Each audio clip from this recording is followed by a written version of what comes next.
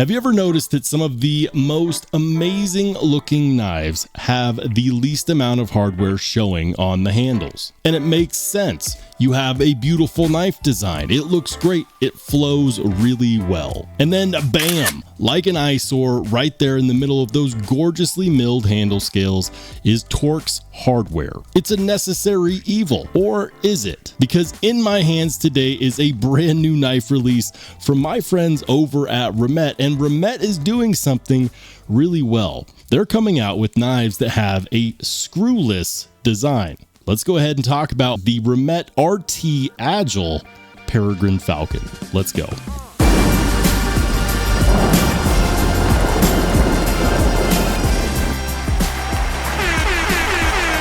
This is Sparta! Hey, how's it going, everybody? If you're new here, welcome in. And if you've been here before, smash the like button on the way in. I'm Rollshambo, the connoisseur and collector of all things sharp and shiny. And I'm excited because our friends over at Reccomended have done it again. They have made a really good knife, and they are one of the companies that is doing a phenomenal job of continuing to raise the bar. I am, of course, talking about the brand new model from Reccomended. This is the RT Agile Peregrine Falcon. And yeah, I know that is a very, very long name. So I'm just going to call this the RT Agile for the rest of the video. For all intents and purposes, that is actually very close to a previous model that they released called the RT Peregrine Falcon.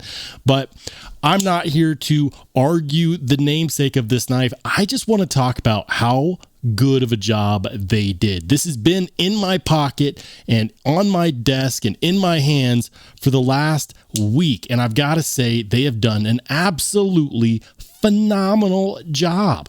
And it's on sale. So if you watch the video and you decide that you'd like to pick one up, if you click on my link, it will of course help the channel, but that is entirely up to you. Now, ordinarily these would go for $293, but Reccomended has released them at a sale price. The sale price on this specific version is $250. If that's too rich for your blood, they do have one in a bead blasted titanium that is going to be coming in at $215. So you might be wondering, well, what do you get for your hard-earned money? Because a couple $100 is a couple $100. This is going to be a nearly full-size knife coming in at about 7.6, 7.7 inches, depending upon, who's measuring. Yeah, it's about 7.6 inches overall. The blade is a DLC coated M390 blade. And it's got kind of this blasted finish right here on the grind, and then up here on the flat, we have a nice brushed finish, which also matches these really awesome handle scales. These handle scales are, of course, contoured milled titanium handle scales, and they're also brushed. Look at that. Yeah, that's really nice.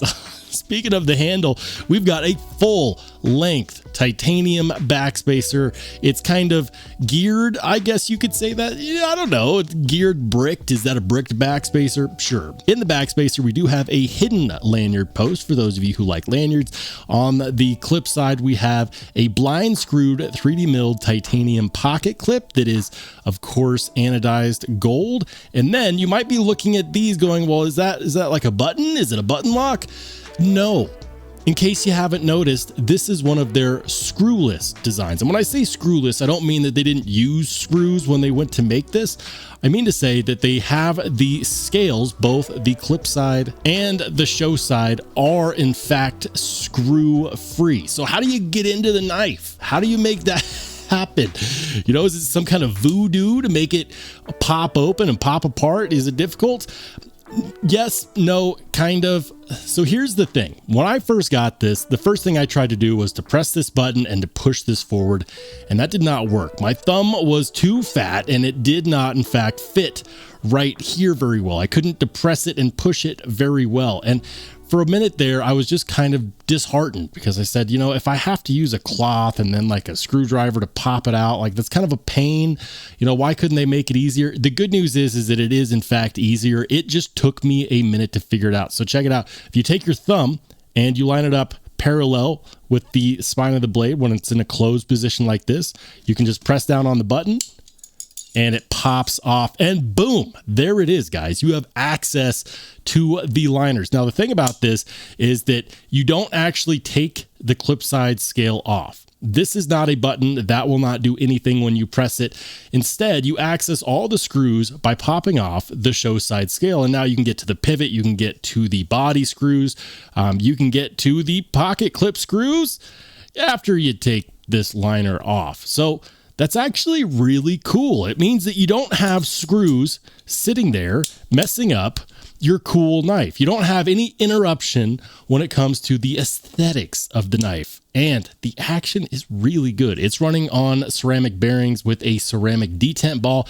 And we've got two deployment options. The first is going to be this deployment hole right here. Perfect for the reverse flick. Also pretty darn good for a thumb flick as well. And then, of course, if you are so inclined, you can, of course, use the front flipper. So what else is really good about this knife? Well, on the ergonomics, it is actually really, really good. And a lot of that has to do with this cutout right here, which goes into that sharpening choil. The sharpening choil is perfectly done, and it's just right there, right in front of the edge of that plunge grind, which means when you go to sharpen it, you're not going to run into a smile occurring on the edge termination. I absolutely love that. But also we have this flat spot right here on the scales, which means that when you want to choke up, yeah, you can do that. And they also have extended jimping in 3 spots all along the deployment hole, which is perfection. I love that. I love getting a nice solid grip with my thumb and my index finger. Having those parallel means that you've got plenty of control.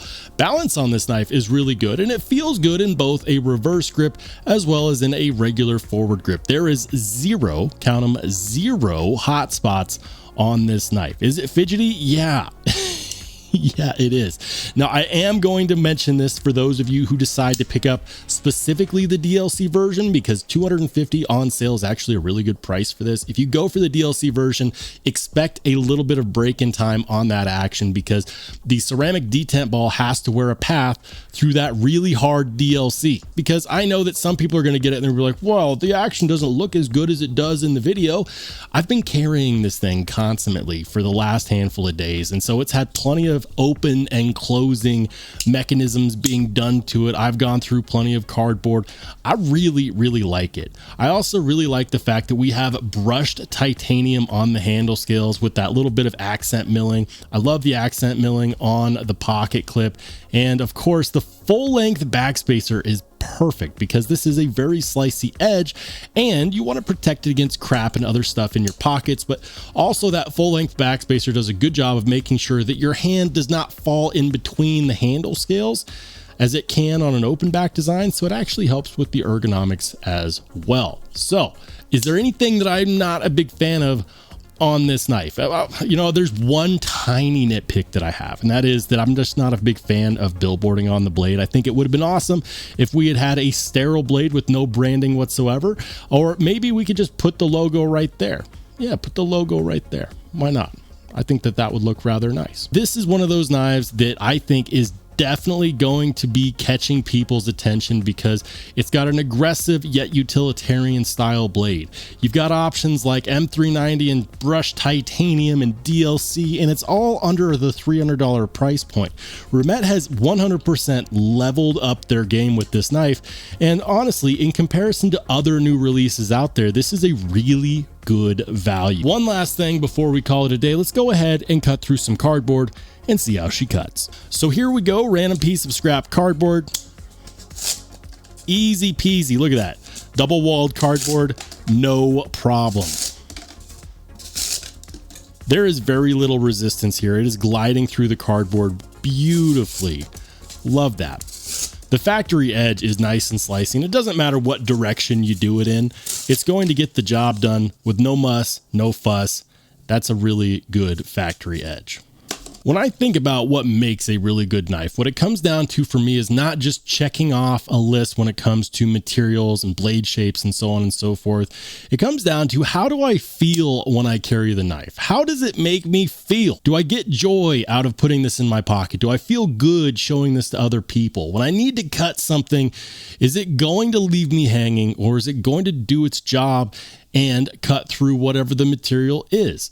In this case, it checks all of the boxes, and it's also very well made. I'm really excited about knife companies who listen to the consumer, who take that feedback and they turn it into something awesome. And I think that that's what they've done here.